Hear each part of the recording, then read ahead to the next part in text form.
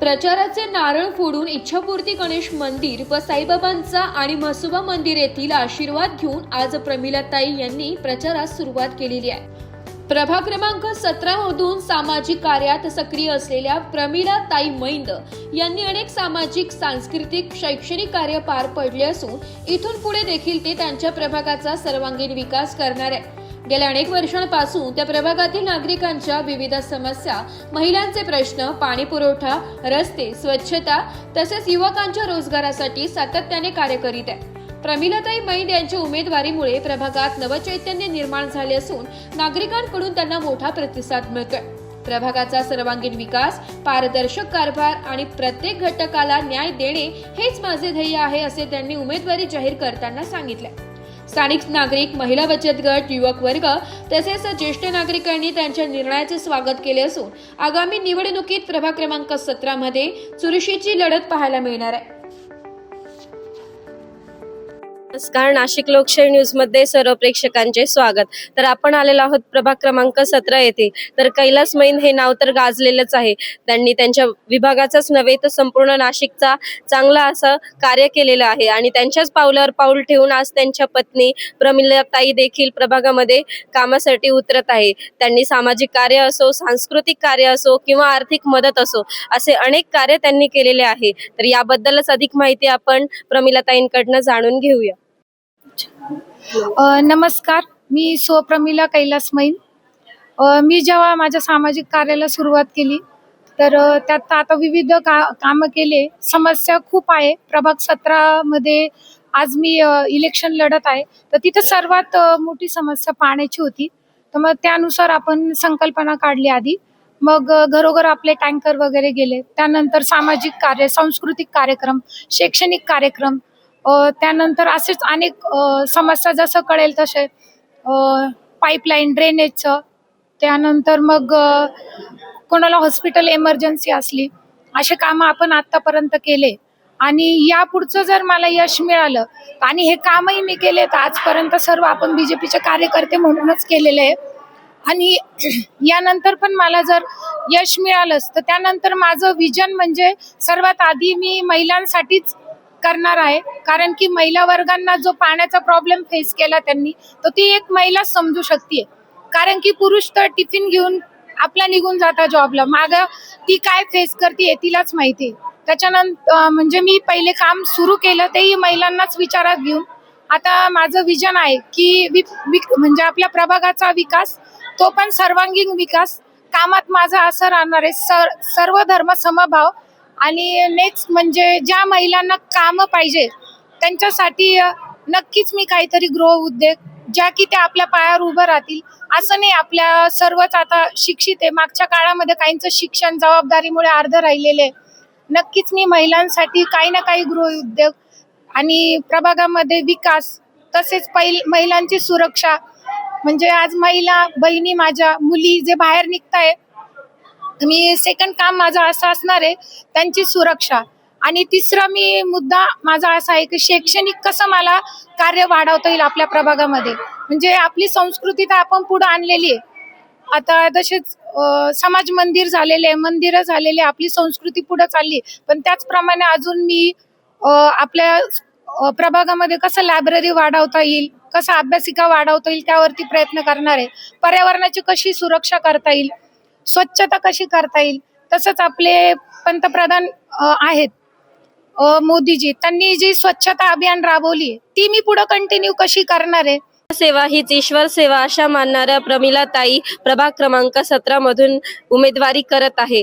तर नाशिक लोकशाही न्यूजने सर्वे केला असता नागरिकांमधून अशी चर्चा आली की अशा समाजकारण करणाऱ्या ताई ह्या फक्त या प्रभागातच नव्हे तर संपूर्ण स्थानिक स्वराज्य संस्थेमध्ये त्यांचं नाव हे लौकिकच असणार आहे। आणि जेव्हा आपण सर्वे केला तेव्हा नागरिकांमध्ये आपल्याला अशी चर्चा मिळाली की येणाऱ्या निवडणुकीमध्ये प्रमिलाताईच आम्हाला भावी नगरसेविका देखील पाहिजेत आहे। तसेच नाशिक बाळासाहेबांना सगळा सपोर्ट करून दुधाचा व्यवसाय सांभाळून सगळ्या लोकांशी चांगल्या कॉन्टॅक्ट ठेवून जे देखील याच्यामध्ये भारतीय जनता पक्षाच्या वतीनं मी पण एक पदाधिकारी म्हणून आहे, बऱ्याचशा सोसायट्यांना बोरिंग देखील करून दिलेलं आहे। तिथे मुलींना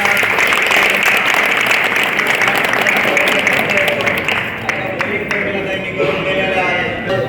की जी 200 MM ची पाईपलाईन जी टाकली गेलेली आहे पाण्याची, तिच्यावरचे सगळे कनेक्शन प्रमिलाताई आणि त्यांच्या घरच्यांनी प्रत्येकाच्या स्वतःच्या खिशातून पैसे खर्च करून प्रत्येक सोसायटीला 2-2, 4-4 कनेक्शन दिलेले आहे. आपण त्यांचं टाळ्यावर स्वागत करतो.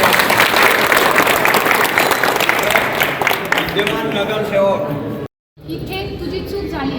मी तुमच्यापेक्षा वयाने लहान आहे, काहींपेक्षा वयाने मोठी असेल, तरी पण तुम्हाला तो सर्वांना हक्क असणार आहे. मी अजिबात कुणीच मला उमेदवार समजायचे नाही. आधीच मी हे सांगणार आहे, मी तुमच्या घरातली मुलगी आहे, सून आहे, बहीण आहे.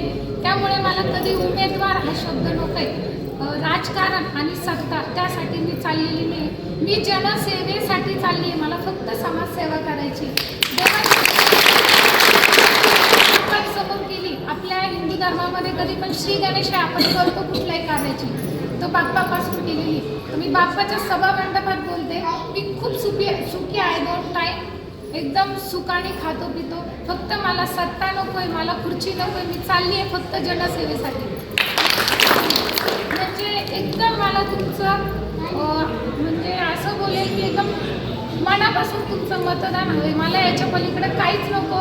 त्यानंतर माझं काम बघा. आज तरी मी बोलते, मी यानंतर बोलणार पण नाही. माझं काम दिसेल. म्हणजे मी नेतृत्व नाही करणार, मी कर्तृत्वाने माझं काम की ताई उमेदवार आहे, ताई नगरसेवक आहे, हे शब्द मला नको आहे. मी काकांना सुरुवातीला आल्याबरोबर बोलले काका उमेदवार, म्हटलं नाही मी तुमची मुलगी आहे, त्याच्यामुळे मला अजिबात कुणी समजायचं. तुमच्या सुखदुःखात तुमच्या हक्काची मुलगी आहे मी. आणि यापुढे अशीच साथ द्या.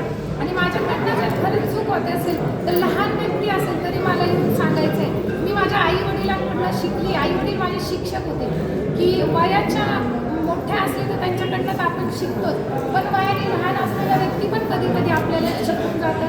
मी नवीन असेल, काही चूक होत असेल तर मला सर्वांनी सांगायचं आहे की मी माझ्या सुधारणा करेन.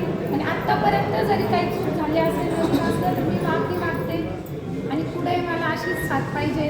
मी हे कुटुंब पण माझी फॅमिली झाली आहे जमा, हे माझं कुटुंब झालेलं आहे. त्याच्यामुळे तुमचा हक्क असणार माझा. रात्री दिवसा कधी आजपर्यंत हे पण कधी बाहेर कधी किती रात्री कोणाचा फोन आला, कधी किती कठीण कुठली समस्या असली की 2 दिवस बाहेर गेले, 3 दिवस बाहेर गेले, आम्ही कधीच त्यांना अडथळा बनवतो. त्यांनी प्रत्येक कामात जसं होईल तशी मदत. आपला समाज, आपली लोकसंख्या खूप वाढत चालली, तशी समस्या वाढणार आहे. समस्या कधीच कमी नाही होणार, पण 100% मी प्रयत्न करेन समस्या सोडवण्याचा. आणि राहिली गोष्ट तर पाण्याचा सर्वात मोठी समस्या की आपण आता टेम्पररी त्याच्यावरची सोल्युशन काढलेले आहे. पण पुढे तुम्ही सर्वांनी मला हात धरून चला नगरपालिकेत, नंतर पण एकटं सोडू नका. मला ठिकाणी कामं करून द्या. सर्वांनी वेळात वेळ काढून तुम्ही इथे उपस्थिती लावली आणि माझा हा नवीन चेहरा आहे. सर्वांनी मला BJP कडनं मला उमेदवारी द्यावी ही माझी इच्छा आहे. आणि आधी पण पप्पांनी पण समाजकार्य केलंय. मम्मी होती इलेक्शनला उभी, त्यानंतर मी आहे. सर्वांनी मला एक संधी द्यावी आणि त्या संधीचं सोनं करून दाखवेल आणि तुमच्या प्रत्येक गरजेसाठी उभी राहील. ही माझी तुमच्या सगळ्यांचा सपोर्ट भेटला पाहिजे आणि या अशाच पद्धतीने तुम्ही माझ्या मागे उभे राहावे ही माझी विनंती. विकासाला आम्ही कधी तडा जाऊ देणार नाही आणि तुम्ही कधी बोलवा, आम्ही तुमच्या दप्तर सेवेमध्ये उपस्थित राहणार. म्हणजे इतकं भावने माझं मन भरून आलेलं आहे की मी आज नवीन होती या कामात. ह्यांचं तर काम आधीपासून चालूच होतं, पण जेव्हा मी बाहेर आले तर मला कधीच असं वाटलं नाही की एकटी आहे. घराआड मला मुलगी मानले, मला बहीण मानले आणि जे कुणी मला मुलगी म्हणतं तर ते मला आई समान मानतं. आज हे सगळं मला बळ आले, मी प्रेरित झाले केवळ तुमच्या प्रेमामुळे. मी पहिलं काम केलं, मला इतका उत्साह आला, मला खूप ॲप्रिशिएट करण्यात आलं. त्याच्यानंतर मी दुसरंही काम केलं. त्यामुळे जेवढं आणि मी सातत्यानं घरी भेटले, बोलले सर्वांसोबत, तर मला जसं जसं समस्या कळत गेलं तसं मी काम करत गेले. पण त्यासोबत मी एकटी नव्हते, त्यासोबत मला तुमचं प्रेम होतं. त्यामुळे मी एवढं करू शकते आणि मला अशीच साथ तुमची पुढे पाहिजे.